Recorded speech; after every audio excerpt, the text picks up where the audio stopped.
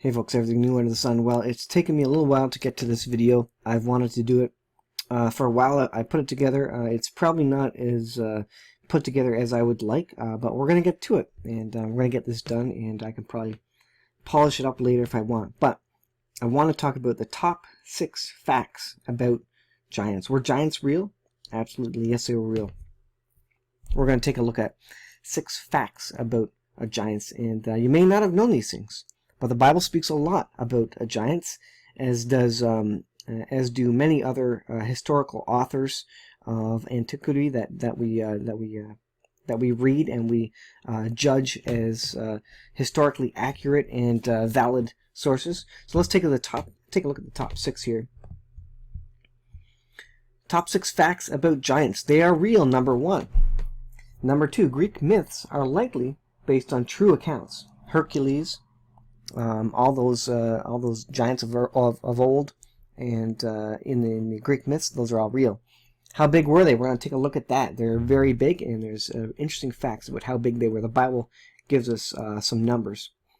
Where did they come from? We're going to talk about that, and that kind of goes back to the whole Enoch series, the playlist about where the giants came from, the Nephilim, these sorts of people. We're going to take a look at that. Number 5, what happened to them? Where did they go? Are they around today? And number 6, we're going to take a look at some modern day examples of giants. So let's get into it. First we'll define the term, as I like to do. This is Wikipedia, of course, and I know a lot of people don't like Wikipedia, but we're going to use it to define what giants are. Giants are monsters of human appearance, but prodigious size and strength, common in the mythology and legends of many different cultures. The word giant, coined in 1297, was derived from the gigantes Greek of Greek mythology. In various Indo-European mythologies, gigantic peoples are featured as primeval creatures associated with chaos and the wild nature, and they are frequently in conflict with the gods. All of this is actual history. FYI, this is not just myth and legend. It goes on, be they Olympian, Celtic, Hindu, or Norse, giants are also often play similar roles in the mythologies and folklore, but it's not fake, it's truth, of other non-Indo-European people, such as the Narsian traditions. There are also accounts of giants in the Old Testament, absolutely. Some of these are called Nephilim. So we're going to take a look at that word Nephilim, but you can check out my Enoch series for that. It goes into depth about that, what Enoch says about the Nephilim. A word often translated as giant, although this translation is not universally accepted. They include Goliath. We're going to show some pictures of that. Og, king of Bashan. We're going to show some relative sizes of humans versus the king of Og. The Nephilim, the Anakim, and the giants of Egypt, mentioned in 1 Chronicles 11:23. The first mention of the Nephilim is found in Genesis 6:4. You need to know Genesis because it really is the basis. It's the starting line for all of world's history, and it lays out a lot of these. A lot of these characters are going to be shown there first. Attributed to them are extraordinary strength and physical proportions. Well, if they were that big, they would be strong, absolutely. Fairy tales such as Jack the Giant Killer have formed the modern perception of giants as stupid and violent monsters. That would be a fairy tale. Sometimes said to eat humans, especially children, though this is actually a confusion with orgs, which are distinctly cannibalistic. It says the org in Jack and the Beanstalk is often described as a giant. In some more recent portrayals, like those of Jonathan Swift and Roald Dahl, some giants are both intelligent and friendly. So that gets into the fictional stuff there. So let's get into, are they in the Bible? They are real, absolutely. And so giants in the Bible. So this, we're going to talk about a number of sets of giants or groups of giants in the Bible. The Emim, Deuteronomy 2 reveals the Emim, which likely means terrors. They were giants. The Emim had dwelt there in past times as people as great and numerous and tall as the Anakim. They were also regarded as giants, it says, Deuteronomy 2:10-11, so check that out if you want. The Zuzimim, also certainly the same as Zuzim in Genesis 14:5, were also giants and listed in the same chapter as the Emim. The land of Ammon was also regarded as a land of giants. Hebrew Rephaim. Giants Rephaim formerly dwelt there, but the Ammonites call them the Zuzumim, a people as great and numerous and as tall as the Anakim. But the Lord destroyed them, and of course there was lots of destruction of the giants, because God wanted Israel to destroy the giants because they were a bad set of genes, basically, and that was not what God intended. God did not intend giants. That was outside of what He originally intended, and the whole story of where they came from. We're going to talk about a little bit about that. So part of this, of what we're reading here, is you can go to answersingenesis.org and find this. The Nephilim, and that's a term you've probably heard before. The earliest mention in Scripture of giants is just prior to the flood account. There were giants, Nephilim, on the earth in those days, and also afterwards, when the sons of God came into the daughters of men, and they bore children to them. Those were the mighty men of old, men of renown, Genesis 6. Rephaim, the most common term used to describe giants in the Bible, is Rephaim, Deuteronomy 3. It may refer to a certain people group, or it may be a term that simply means giants. The singular form Rapha also appears several times. The third chapter of Deuteronomy contains an interesting account of the victory of the Israelites over Sihon, the king of the Amorites, and Og, the king of Bashan. It is here where we learn an intriguing detail about Og. And so in Deuteronomy 3:11 it says, "For only Og, king of Bashan, remained of the remnant of the giants of Rephaim. Indeed, his bedstead was an iron bedstead. It is not Rabbah of the people of Ammon. Is it not Rabbah of the people of Ammon? 9 cubits is its length, and 4 cubits its width, according to the standard cubit." And the cubit, I believe, is the elbow to the end of the hand, I think, something like that. So 9 cubits was its length. And of course, is it our length of cubits, or is it the giant's length of cubits? That's the other question. What measuring stick are they going with there? The Anakim were mentioned in several of these passages. They were perhaps the best known of the giants dwelling in the land of Canaan at the time of the Exodus. As stated in the verse above, they were part of Nephilim. If Nephilim simply refers to giants in general, then the Anakim are said to be giants in Numbers 13:33. So check that out. Goliath. This is the one that probably everybody knows about. David and Goliath, the giant that David slew with the sling and the rocks.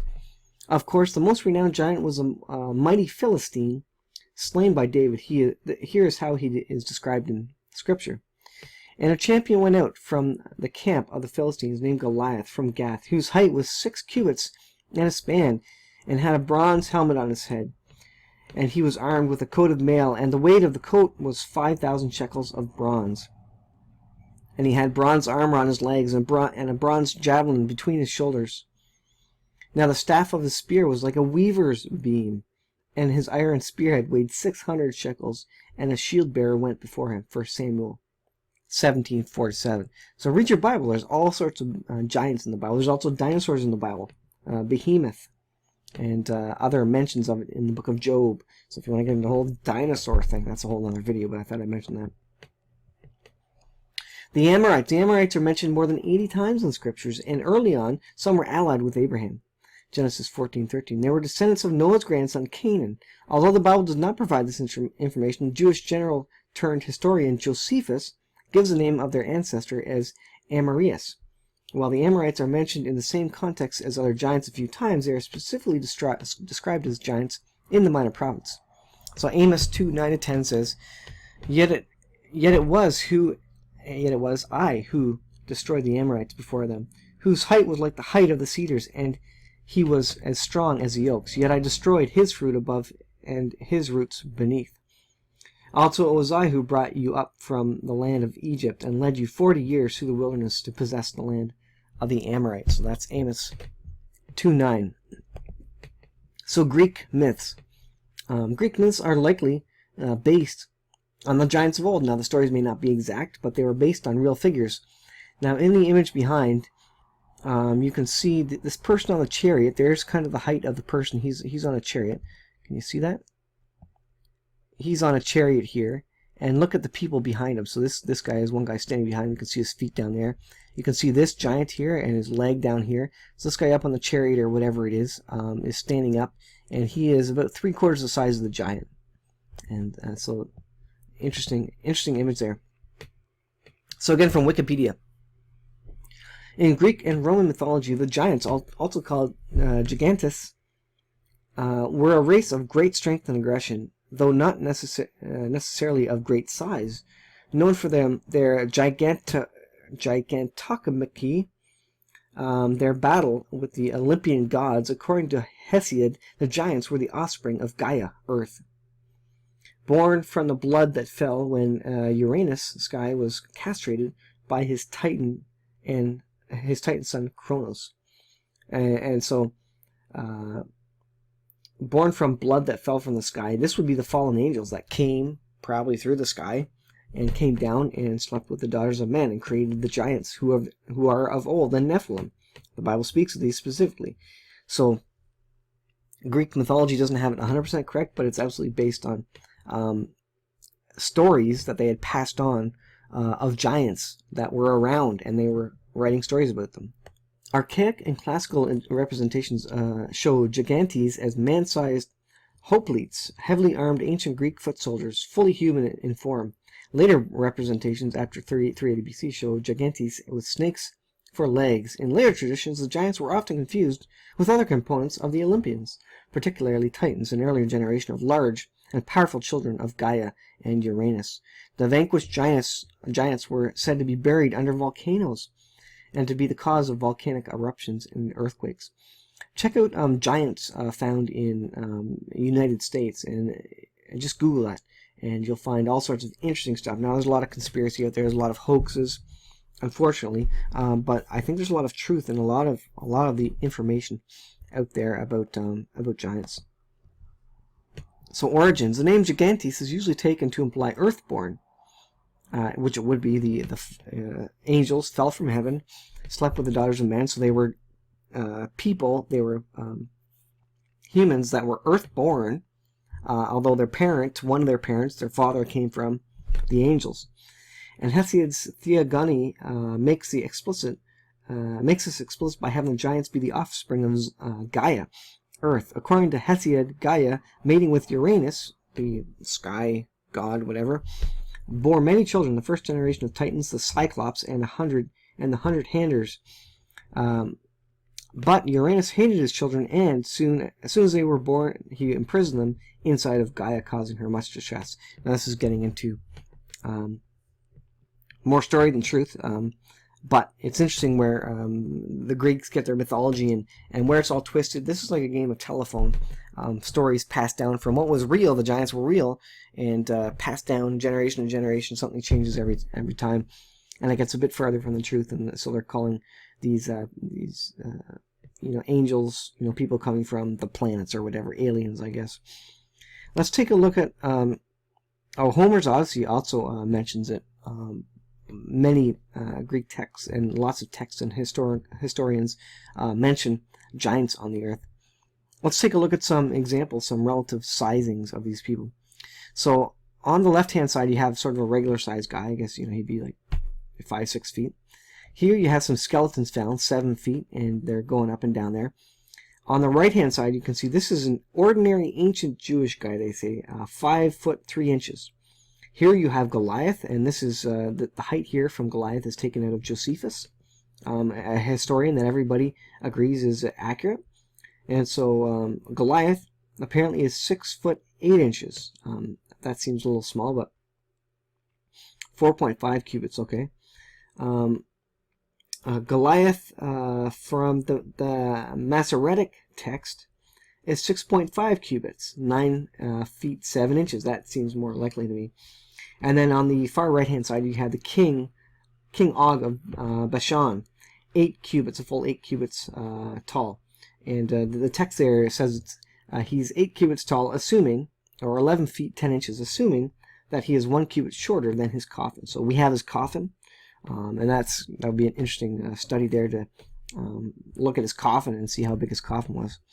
So let's take a look at another example. So human remains unearthed and documented in historical records, along with the historical accounts of Goliath, who had 3 brothers as big as he.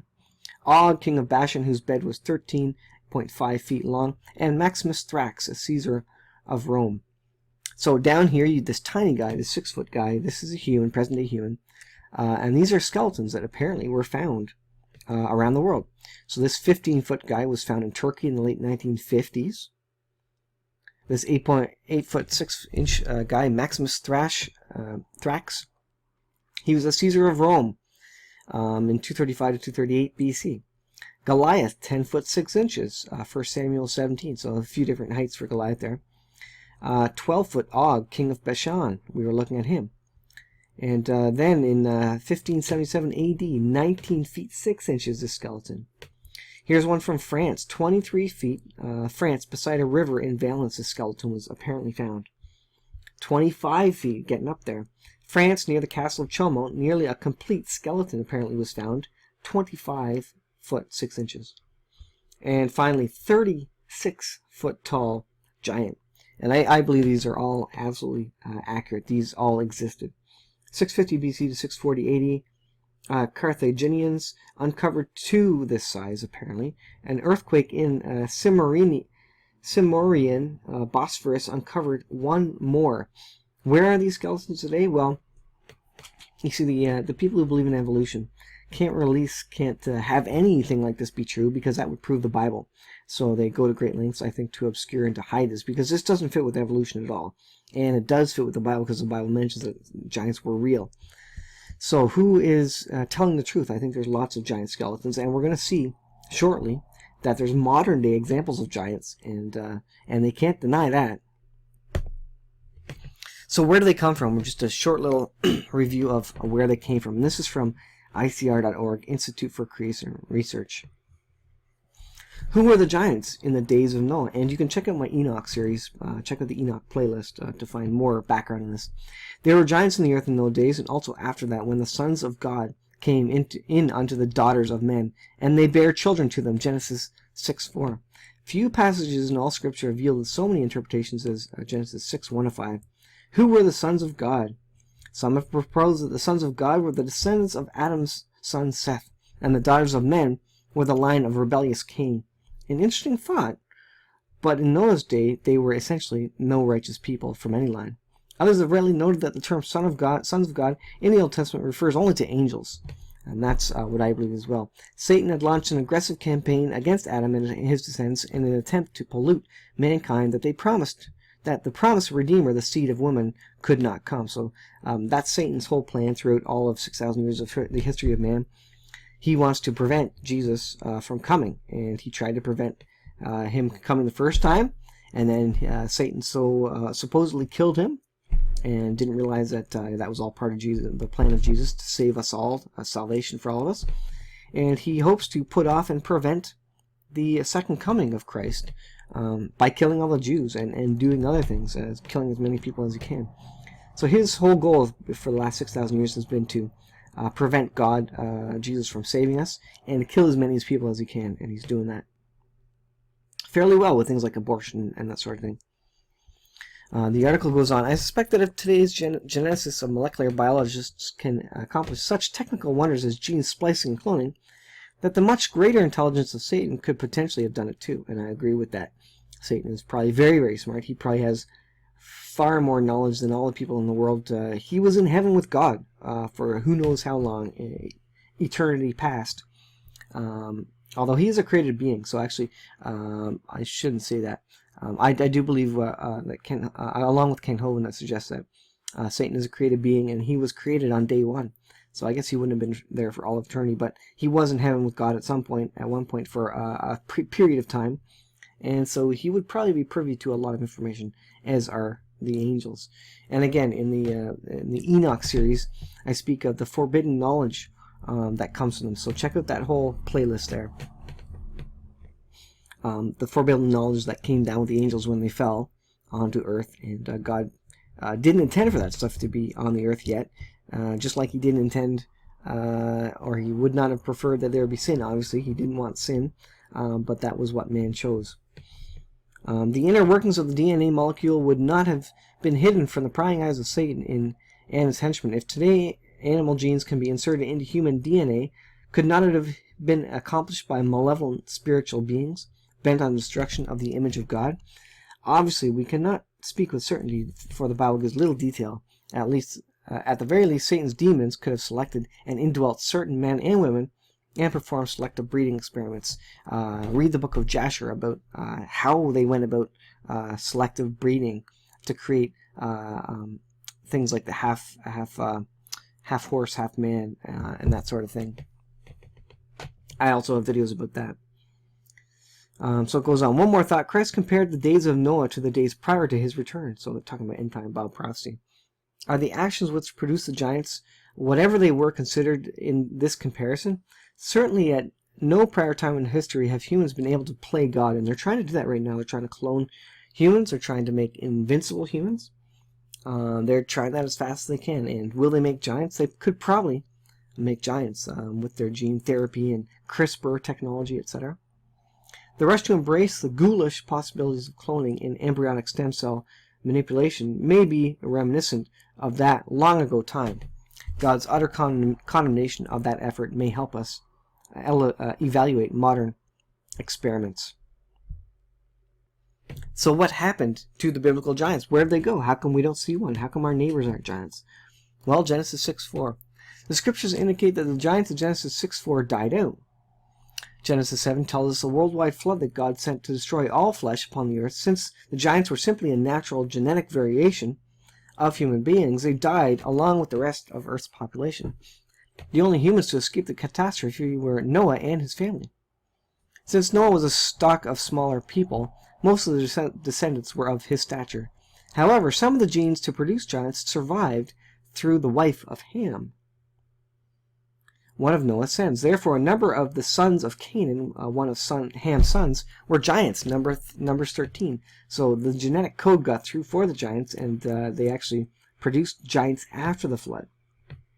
In Deuteronomy 2, Moses records that God destroyed the giants who dwelt in Ammon so that the children of Lot could possess the land. Those giants, who apparently descended from Canaan through a man named Anak, eventually became extinct. King Og of Bashan, remember we looked at him, was the last of them who to inhabit Palestine east of the Jordan, and that's out of Deuteronomy 3.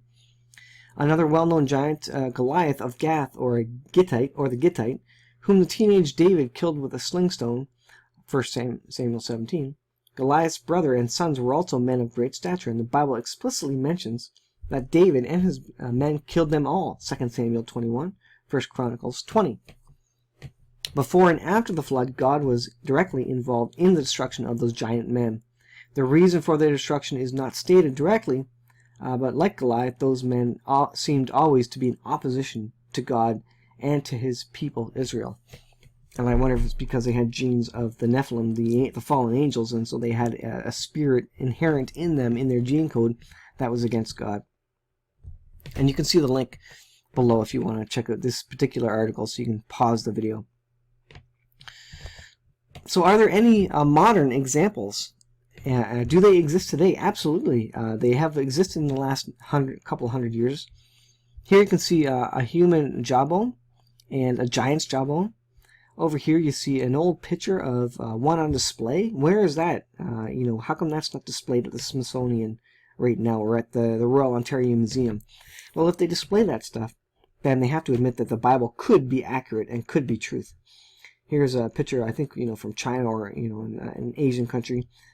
This guy, and we know that, people with thyroid issues can grow to massive statures. But look at this guy, almost twice this height of another regular-sized person. And so, yes, giants, the fact that these people weren't particularly strong or healthy, that doesn't mean that giants couldn't exist. They certainly could, and they have. The Bible is accurate. Here's another image. Well, let's go through these one by one. So here's the larger image of this Asian, I don't know if it's Japanese or Chinese person, photo of that.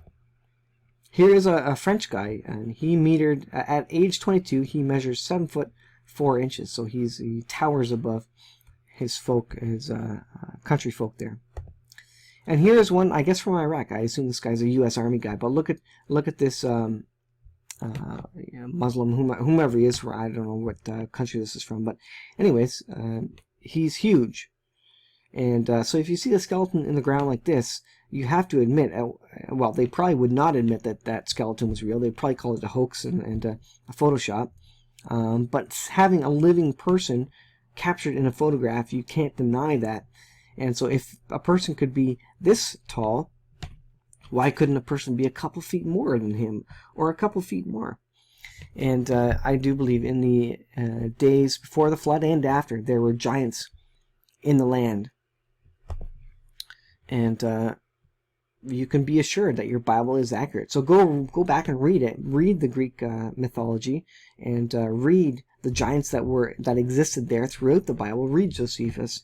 Read all these sources that suggest that all these are real, and check out all the interesting photos on Google. I didn't put any up because I didn't want to be accused of having a hoax up there if I didn't background check enough. But go and Google giants and giant photos, and you'll see all sorts of interesting non-mainstream media information about giants that existed, that I do believe actually existed. The Bible is accurate, and science is proving it accurate every day. And when we see modern day examples, you can't deny it anymore. Even if you deny the skeletons that are in the ground, you can't deny it that giants do exist and can exist. Could they be as big as these giants? Absolutely, and I believe these giants actually did exist this big at one time. And it's not hard to believe, because there's really no limit to the size man can grow to, as long as all his body parts grow at the same speed, especially pre-flood, where there's probably higher oxygen levels in the atmosphere, and so it would be a lot easier for them to breathe. That's why the dinosaurs were bigger as well, because pre-flood, it was probably like a hyperbaric chamber where the oxygen was multiplied because of the pressure of the atmosphere. So I will leave it there. Thanks for watching. Hope you guys found that interesting. Send me questions, comments about this if you have any questions, and let me know what you think of it. Thanks for watching, and we'll see you guys in the next video.